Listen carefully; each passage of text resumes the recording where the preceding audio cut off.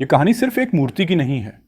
ये कहानी है एक सोच की, एक संघर्ष की, एक ऐसे संविधान के सम्मान की जिसे भारत रत्न बाबा साहब डॉ भीमराव अंबेडकर ने बनाया था। लेकिन आज उसी भारत के एक न्यायालय में उनकी मूर्ति लगाने पर विरोध हो रहा है।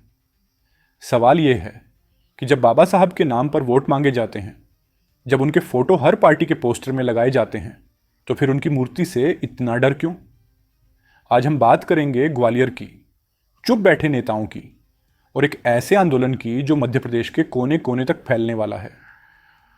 ग्वालियर हाई कोर्ट के एक कोने में वहां कुछ न्याय के सिपाही, वकील एक सपना लेकर आए।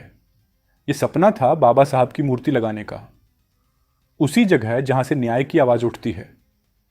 वकीलों ने अपनी जेब से पैसा इकट्ठा किया, चबूतरा बनवाया और मूर्ति भी तैयार कर ली। सब कुछ तय था, लेकिन जब मूर्ति ले जाने लगे तो कुछ लोग विरोध में खड़े हो गए। वजह, उनके अंदर बसा जातिवाद। उनका मानना है कि न्यायालय में एक अनुसूचित जाति के महापुरुष की मूर्ति नहीं लगनी चाहिए। विरोध हुआ, वकीलों के बीच झगड़ा हुआ, बार एसोसिएशन दो हिस्सों में बंट गया। जो लोग कानून के रक्षक हैं वही एक महानायक के सम्मान में बात तक नहीं कर पा रहे।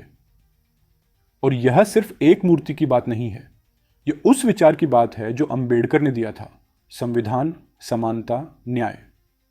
जब यह घटना हुई तो लोगों ने सोचा, अब तो वो नेता जरूर बोलेंगे जो हर मंच पर संविधान की बात करते हैं।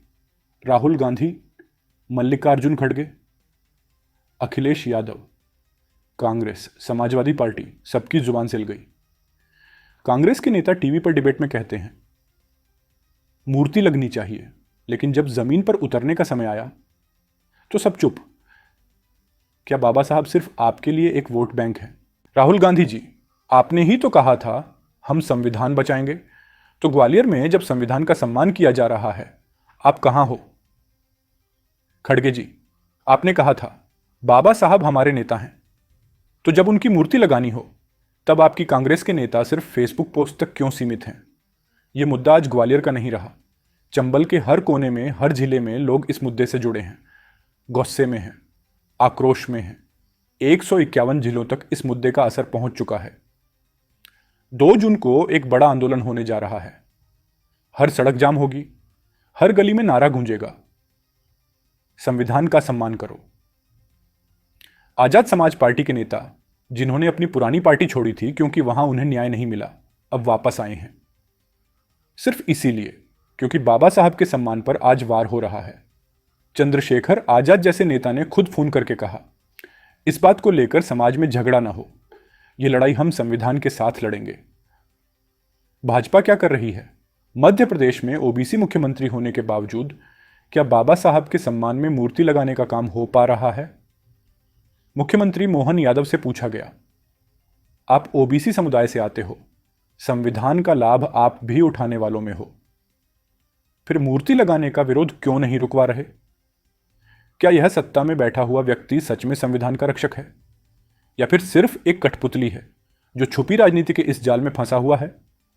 बाबा साहब ने कहा था, शिक्षित बनो, संघर्ष करो, संगठित हो।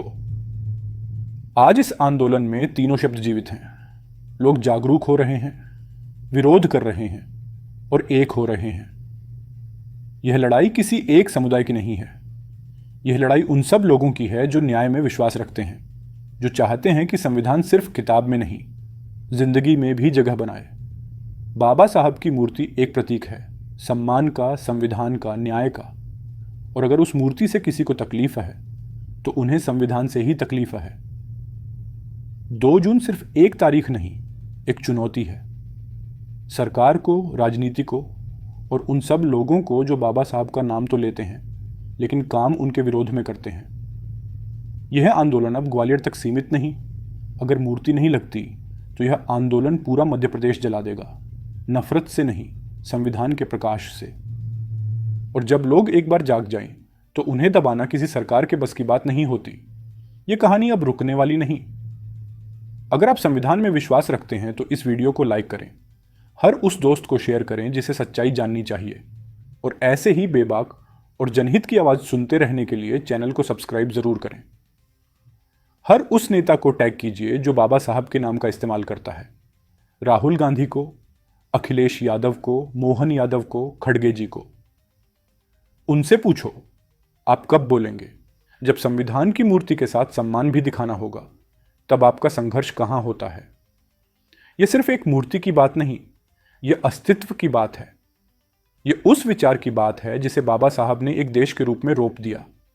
और आज उसी देश में, उसी संविधान के साथ अगर अन्याय हो रहा है तो संघर्ष होगा, न्याय के लिए, सम्मान के लिए और एक नए भारत के लिए।